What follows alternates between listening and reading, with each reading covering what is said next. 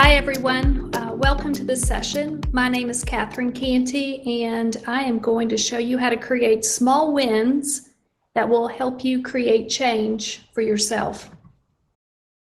So today's session, I'm guessing that for a lot of you, this is probably not your first online meeting just today.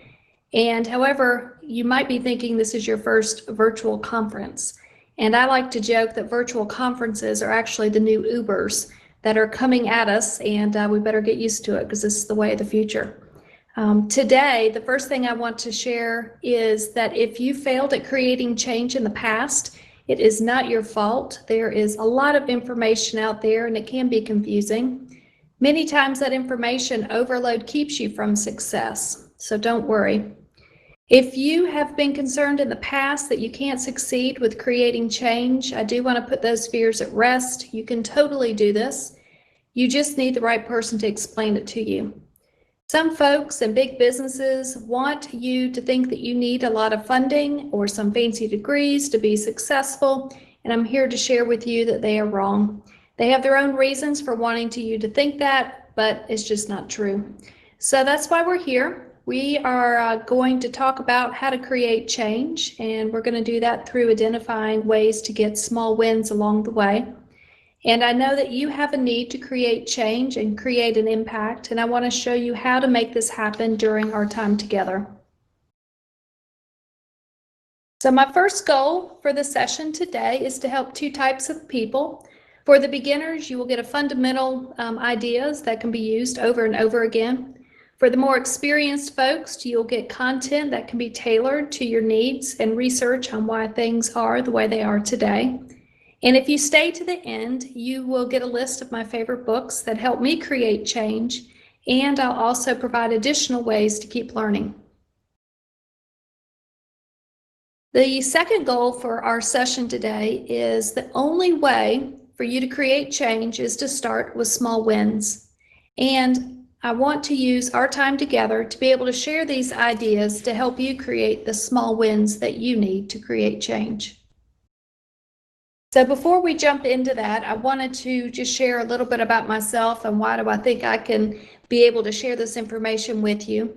I've spent more than 20 years in business development, and I've helped turn high potential opportunities into mutually beneficial partnerships. In order to grow business and help others accomplish their goals, we have to start with small wins to create this traction. And from this traction, we can get some momentum that will actually lead to the change that we're aiming for.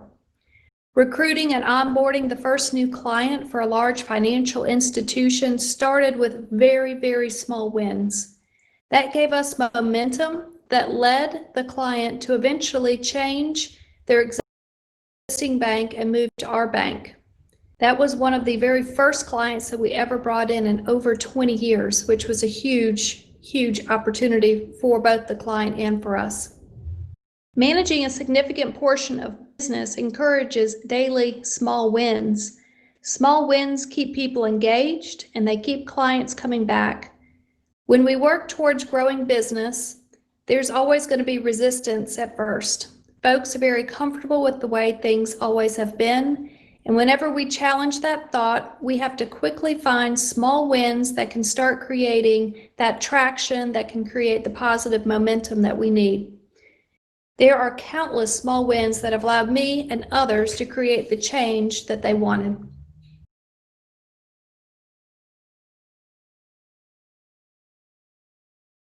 So for the past 20 years, I've been traveling up to about 60% of my time helping other people accomplish their goals. I've had a lot of people help me along the way, and yet I've always had this curiosity on how we can do things more efficiently.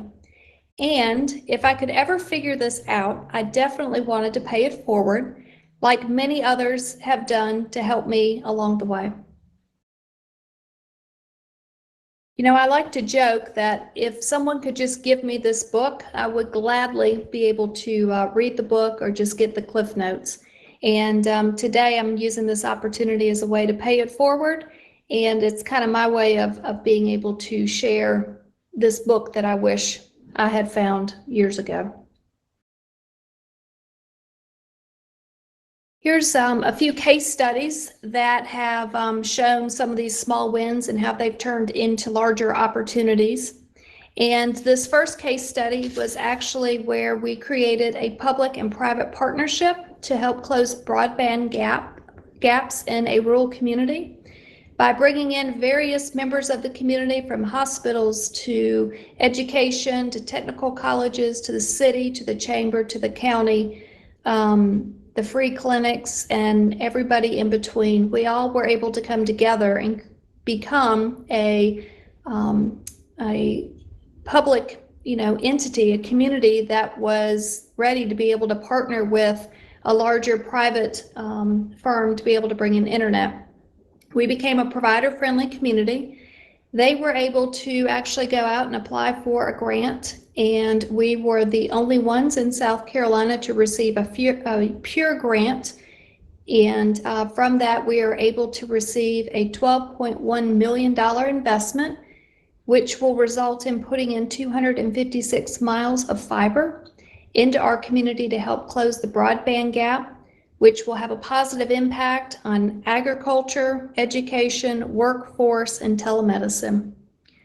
The second example listed here with the case studies that started with just a few small wins is when I was given an opportunity to double the amount of South Carolina clients for a upstate New York-based startup business.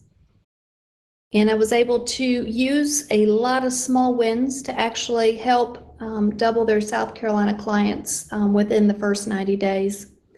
And the final example that I have on here is an example where we recruited and onboarded the first new client in over 20 years for a 100-year-old established business.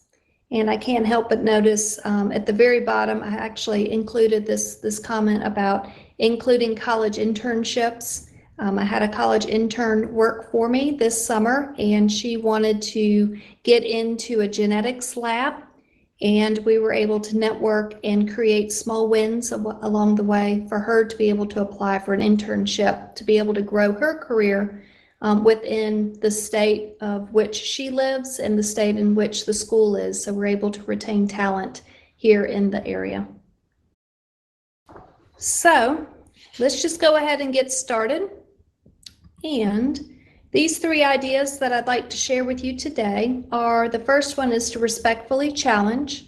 The second idea is to ask, listen, and thank. And then the final idea that we'll discuss is to leverage technology. So respectfully challenge, which is this first idea, it sounds a little scary, but I do want to stop and just ask for you to reflect. What does that mean for you? What does respectfully challenge mean to you? So a lot of folks, when they hear respectfully challenge, they think, oh my God, that is too scary. I'm not interested. There's no way I can do this.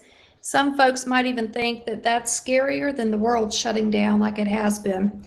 They just are too scared to be able to challenge what other folks are thinking or challenge what's being presented before them.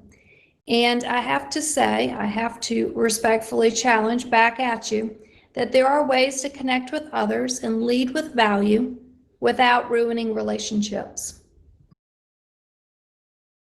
I want you to keep in mind that the difference of opinions are seen, or should be seen, as learning opportunities. And you're probably thinking that others can do this a lot better than you can, and this is definitely not something that you might be able to jump right into, but I have to disagree. I feel like when you are able to provide these opportunities in front of other people and to respectfully be able to share your opinions, you could be able to open up the door for another problem to be solved. So if your idea that you speak up with doesn't necessarily get the response you want, it could be the idea that triggers someone else in the room that's going to have the next idea that solves the problem. So you're very close to what the solution could be. And what I can ask is for you to encourage yourself to have the courage to step up and be able to share your opinions and share your thoughts, and to be able to respectfully challenge others that could be in meetings and having discussions with you. So some samples of respectfully challenging. I think these are kind of funny. If you've ever remembered the sham wow, it's that rag that can absorb an obnoxious amount of water. I have to share with you that I actually received an incredible job opportunity after an experience with a sham wow. I'd love to share with you an opportunity that happened with one or two conference speakers. And finally, I'll share another example of how you can lead with value and ask first in order to reset the conversation. So as far as respectfully challenging, it's quite entertaining that I was actually able to receive a six-figure career change opportunity just because I sent a sham wow to the CFO. So at the time, a bank that I was interested in doing some work with received a crazy flood. One of the city mains, water mains broke, and I knew that he was going to be extremely busy and in disaster recovery mode for quite some time. So I needed to creatively figure out how to get in front of him. And I did that by sending him through Amazon a ShamWow package and a gift card that just said, you know, here's your ShamWows, and when you're done cleaning up the mess, give me a call. And sure enough, he had it sitting on his desk, and it was a topic of conversation for many of the other C-suite leaders that were coming in and out as they were working through their disaster recovery. And it was a way for me just to kind of challenge an opportunity where most people would just say, I'll leave you alone for a few weeks, few months until things get cleaned up. But this was a creative solution that stayed in front of him without pestering him, but still was able to create a conversation. And that later led to discussions that ended up recruiting me to go work with them. And it was a wonderful opportunity to get to work with that organization for a number of years. The second example I've got here where it speaks about just respectfully challenging is actually two different conference speakers that I reached out to. And these are, you know, very public, successful individuals.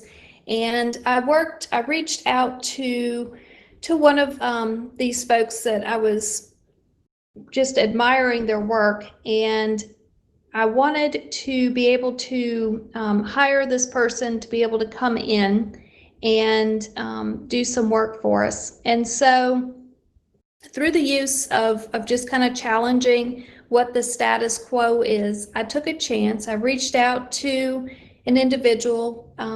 I asked if, you know, we could work together, and I had some career challenges at the time and I needed some outside opinions.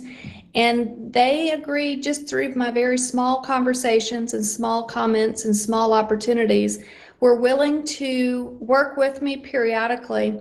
And through the use of small wins over the course of several years, believe it or not, because I reached out to that leader at a conference, I'm now in a leadership and business development coaching role where I'm able to help others be able to retain their top talent while growing their business.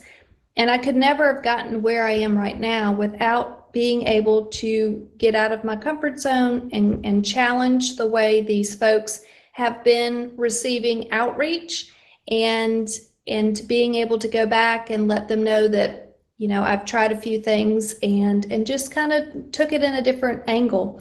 And because of that, it's been able to open up a lot of different opportunities for me. Another speaker that I reached out to was at a huge conference, and I tracked this particular speaker down over the internet, and I explained how we needed this particular speaker's services. And over the course of a ton of small wins, I was able to track him down while he was coming out of an airport in a rental car at one point. I tracked him down when he was about to go on stage to give another talk. Each time he gave me a little bit more time. And from that, I was able to get him to come in and do some work for us. And our struggle at the time when I needed to work with this individual was to figure out who our future customer was going to be. And I think that's a big problem today for a lot of people, is where is the next business going to come from?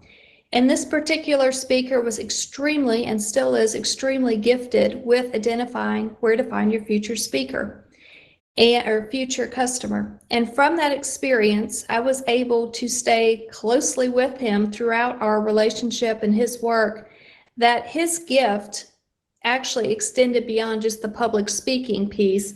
It also extended to training me on his methods of how to identify future clients and where are they going to be and the language that we need to use to attract them. So by reaching out in a non-traditional way, reaching out to conference speakers, reaching out, tracking down people, learning from different people, it's been a way to kind of challenge, but in a very respectful way, to be able to learn and benefit from their services. This last comment, or last bullet point, is to talk about leading with value and to be able to ask first in order to reset. And so leading with value just means, what can you provide to your client or to your prospect insights that cannot easily be Googled? A lot of times it takes so much effort to get in front of people, but yet you don't need to ask them, how's the business going? How was last quarter? If it's a public company, we should be able to look this information up.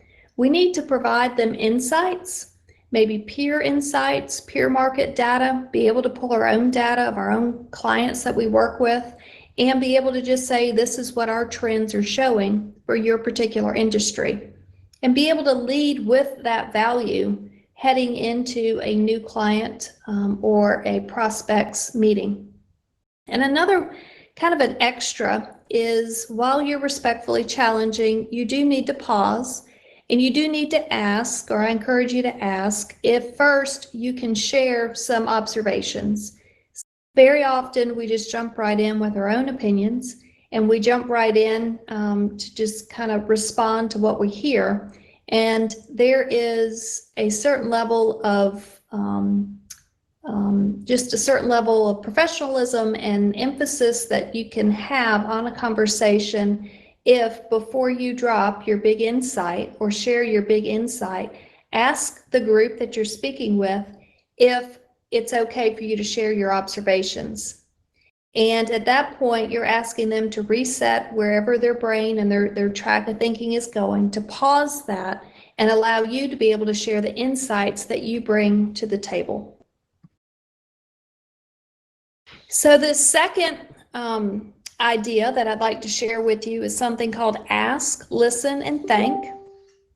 And it's a simple process that basically reaps all kinds of rewards. If you have the courage, the discipline, and humility, I strongly encourage you to give it a try. Ask a question is the first step. It sounds simple, but you want to ask a thoughtful question. You want to truly listen. You do not want to argue or tell the person that you've already tried that idea, because their next idea is maybe the idea that you need. So when you ask a question, listen, and don't try to rate the rebuttals that are coming back. You just want to listen, write it down. You don't need to say, I've tried it, or I don't really think that one's going to work. And you don't want to judge them and go and make noises as going, I don't think so. But just be quiet and just listen to what they have to say. And at the very end of it, you want to just simply say thank you. You want to show that you mean it. It doesn't need to be inauthentic. It just needs to be a simple thank you, because it takes courage for these other people to be able to share their opinions and observations with you. And if they're willing to share what they're thinking with you, it is definitely worth a simple thank you. And at this point, you want to build in some reflection and some follow-up, and that's going to lead me down into this leadership coaching rabbit hole, but we're going to leave that alone. But you do want to say thank you at the end. You want to do some reflection, and you certainly want to go back and be able to follow up with that individual who provided you some insights, and be able to let them know what you were willing to do as a result. That's going to help create influence with that individual. And so to get started with this very simple process, you want to keep in mind, ask, listen, thank. And if you have a PC, if you're in front of a PC, you have two ALT keys, alt keys, which could also stand for ask, listen, thank. And often when I get stuck, I can look down on my keyboard and I can see next to the left and to the right of the space bar are two alt keys. And whenever I feel stuck, this is something that I personally do, is I actually reach out and I start asking questions and have curiosity of what's going on around me. And I truly do try to listen to what's going on, what's being said, and I simply say thank you. And then from there, I use that time to reflect upon what I heard and what do I think is actually possible as a result. So a lot of folks, they're kind of like, ugh, questions. What in the world could I come up with? So if you're stumped, I don't know if you've heard of this process or not, but there's a questioning process that's called feed forward. And this way, feed forward allows you to ask a question that is future focused. It allows the person that you're asking to share information with you, and they're not going to dwell on the past because the past cannot be changed. And people are better at making suggestions and giving feed forward rather than talking about all the things that I did wrong along the way. It takes the heat off of them, takes the heat off of you. And it's very easy to ask a question such as, how can I be more present in our next meeting? It's very future focused. How can we improve our onboarding process for our next client? Again, very future focused. You can even take this at home. How can I be a better spouse, a parent, or coworker? I did this with my aunt, and we have a long distance relationship. We normally handwrite each other notes, and in the note, I just asked how I could be a better niece, and she shared information with me that I feel like has changed our relationship for the better.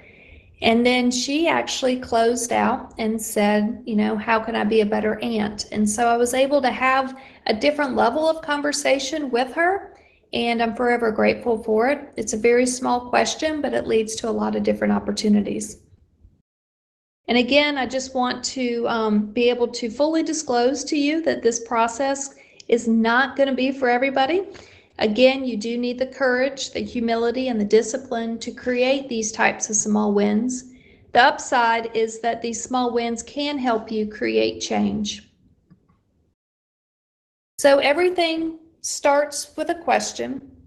And it starts with a good question. So I encourage you to be curious and to lean in to your curiosity. You may be thinking at this point that, that others are going to be able to ask a lot better questions than you, and you don't really know where to get started. And I have to tell you that some of the best conversations that are out there actually start with the great listeners. I don't know if you've ever noticed, but if you can turn the conversation around and let other people be able to talk about themselves, it's a win-win. You're able to learn what their pain points, what their struggles are, and you're able to sit, listen, observe, take notes, and decide what you're willing to do to help that person be able to solve their struggles. So great conversations start with great listeners. So some samples that we provided earlier, we're just talking about feed forward or future focused questions. Other questions to ask that I love to ask are questions that cannot be Googled. Again, I used this with an intern this summer. She was a bit nervous reaching out to some professors for some letters of recommendation, and also some business professionals as she tries to get out and interview and leverage these opportunities during her transition. And I encouraged her to come up with questions that just can't be Googled. So when you meet with business owners that you have interest in their industry, ask them, what did it feel like to get started? Ask them what their struggle was when they first got out of college. Ask them to reflect on what was going on in their life. These are not questions that can be Googled, and it's going to create a stronger connection with the other folks that are around. Finally, this has been just kind of a secret weapon for me that I guess I accidentally fell into. But to create purposeful follow-up has been extremely helpful.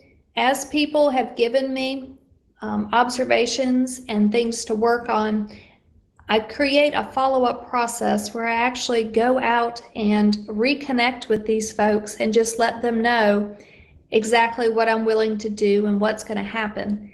And oddly enough, I just had a connection on LinkedIn and met with an individual who wanted to sell some software to me, and I turned it around and actually said, I think your business is growing at just rapid paces right now, and it sounds like you might need help retaining some talent and keep growing the business at the same time. And he said yes. And so we started going down this opportunity, and I said, do you think there's an opportunity to actually meet with some of your folks at your business? And he said, yeah, if you can reach out to the CEO and let them know that you're willing to help, then that sounds great. And so I took his advice and I connected with the CEO on LinkedIn last week and gave him a compliment about this great salesperson who I know is great because I was extremely impressed with all the books and research and stats and everything that he has, and just, paid it forward and said, really appreciated the account officer that you have in this position. He's really going to be a strong partner going forward for you guys, and just appreciate connecting on LinkedIn. And he responded back with a very nice message. And then I asked the account officer, I said, okay, I connected with him. So I took his advice. I did it. I followed back with the account officer. And I said, so now I want to be able to connect with your head of sales. And he said, okay. So he gave me a few pointers. And sure enough, I went back, connected with these individuals on LinkedIn. And we've got our own dialogue going on just through this whole purposeful follow-up.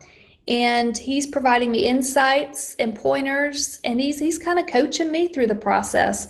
But by bringing others into your journey and asking for help and for having purposeful follow-up back with these individuals, it creates bonds, it creates small wins. You are doing what you say you're going to do. And in today's world, that means a lot.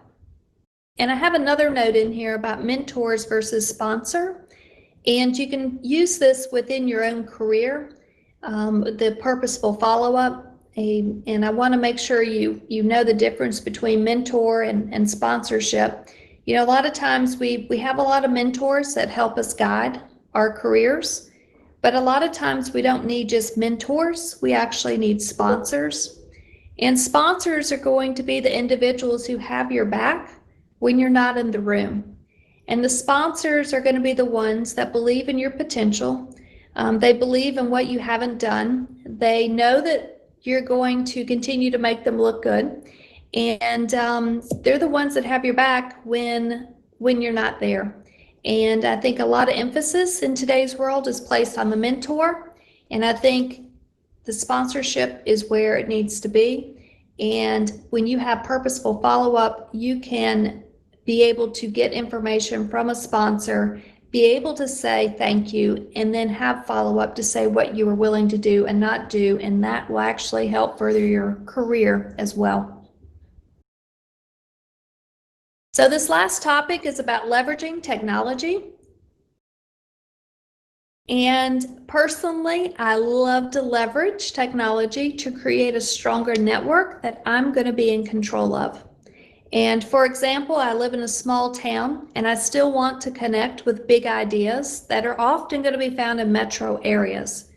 So I choose to be in control of who I'm going to reach out and connect with.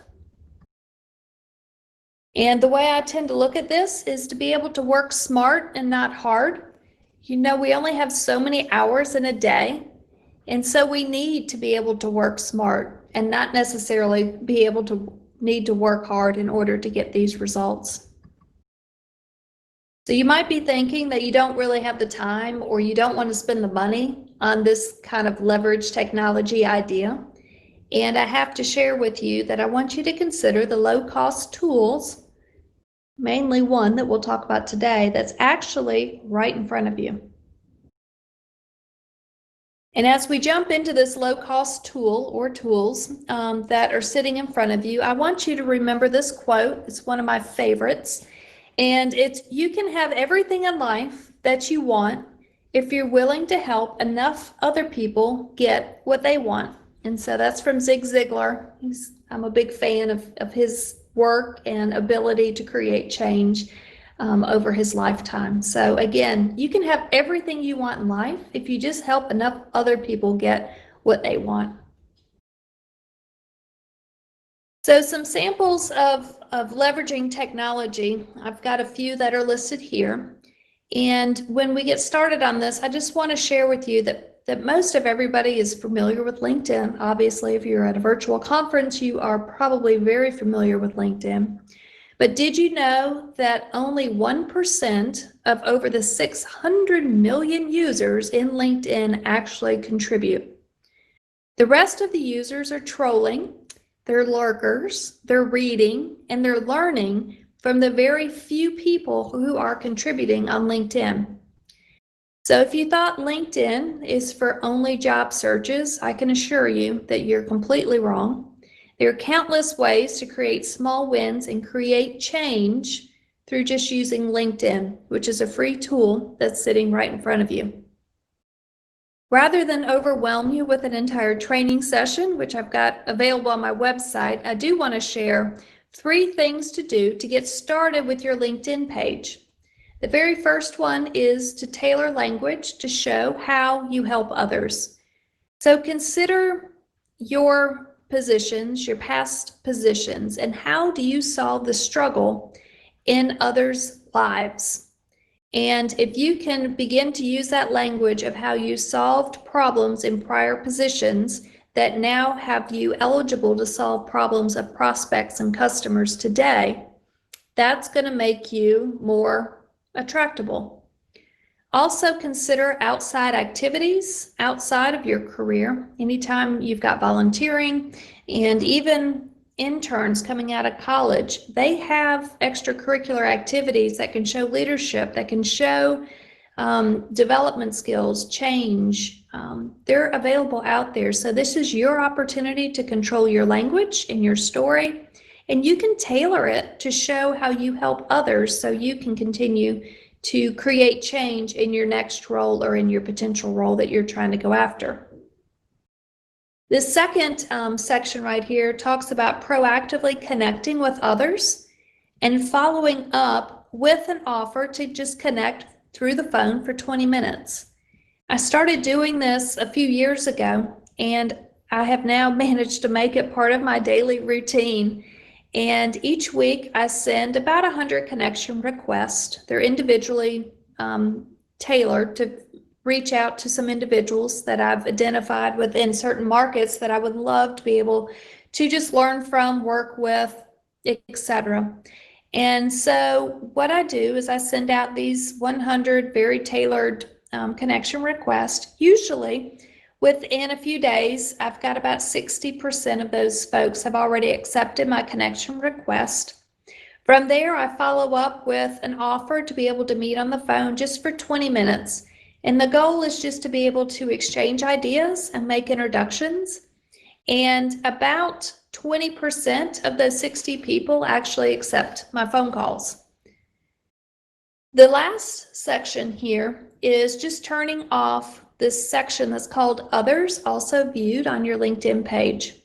This feature needs to be turned off on your settings unless you want your prospects who are coming to see you to be able to easily click on your prospect or your competitor's information because it will show on your LinkedIn page. You'll have your profile, and if you can see what other people also viewed, it'll be on the right-hand side, and it will list people that are very similar to your skill sets and very similar to your job.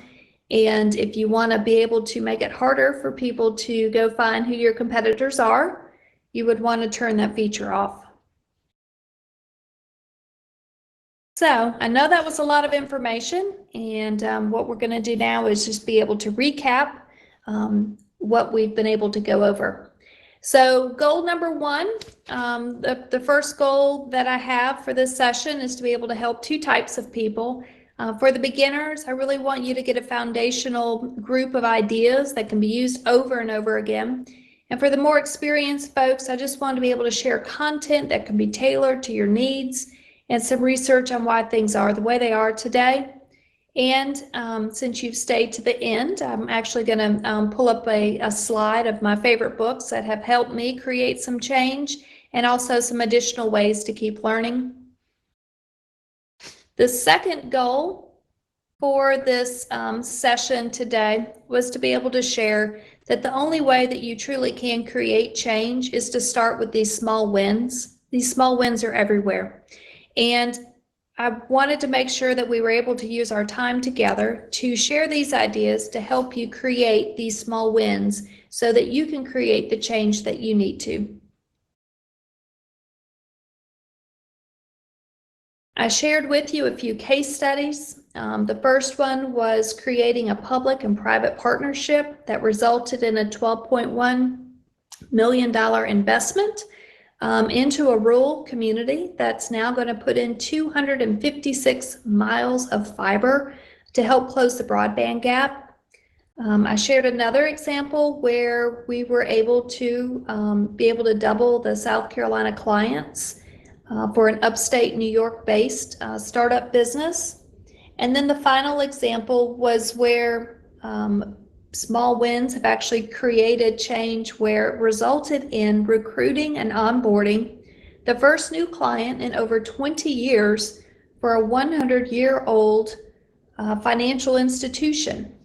And then even just on a fun level, I tried it with a college internship this summer, and we were able to create positive change with that as well, all by creating small wins along the way. She's able to create the change that she's looking for, and selfishly, I'm able to retain that talent in our state.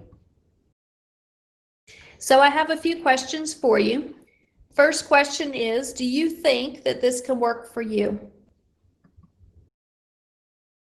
My next question is, what are one or two things that stood out to you on the call? And I'd love for you to just take a minute just to jot down one or two things of all the ideas that we shared today.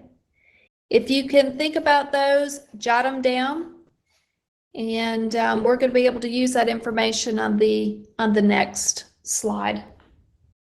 All right, so of all the things that you learned today, what are one or two things that stood out? And as you kind of transition from our time today, you may begin to think, I don't know where to start with all of this. So I want to assure you that even though you're probably thinking, where do I start? I am convinced that this is going to be easy for you to be able to start. And so to be able to share with you that you've identified one or two ideas today that you wrote down as we're closing this out, I want to encourage you to be able to take that information and be able just to reach out in a conversation or an email or some other form of communication to be able to share what you've learned.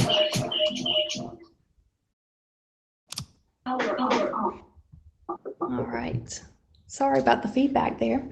Also, one other observation that a lot of people like to tell me is they're just not creative.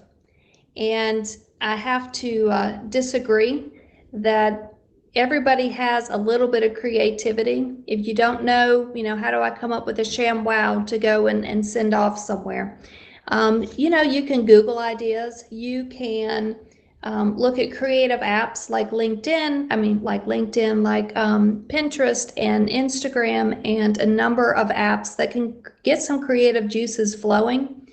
And then we always have that creative friend or family member that we can lean on whenever we need to attack a problem in a new way.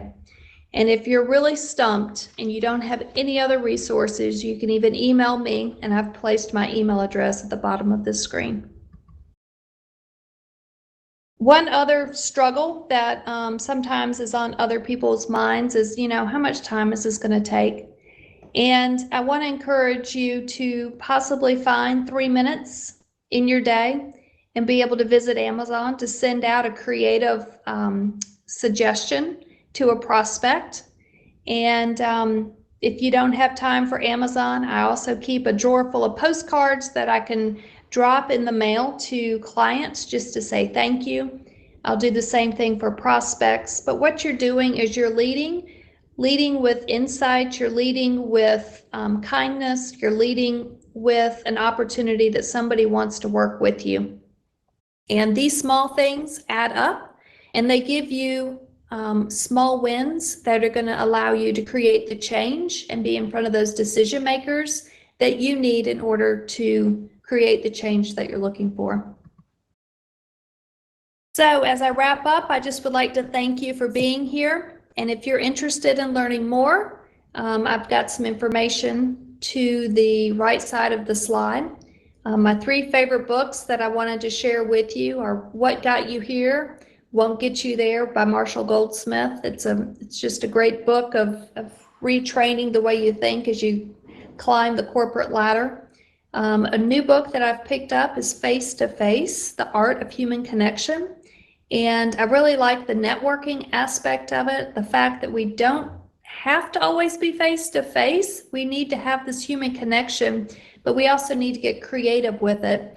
I found that book to be really just an easy read and very inspirational as far as building networks and creating change. And the final book is Strength Finders. I tend to use this even for my babysitters, and I also use it for coaching clients. And it focuses on the good, and it focuses on 5 strengths that you bring to the table. And it shows other people who have those same strengths and what they're able to do and to bring to the world. And so it's a positive, upbeat way to look at just opportunities to kind of build people up.